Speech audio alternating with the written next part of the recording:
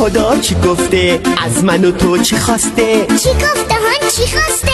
گفته که بهترین حرف درست و راسته. آی راسته راسته راسته، خواسته دروغ نگیم ما، دروغ نگیم بچه ها، همیشه راست بگیم راست تا راضی باشه خدا.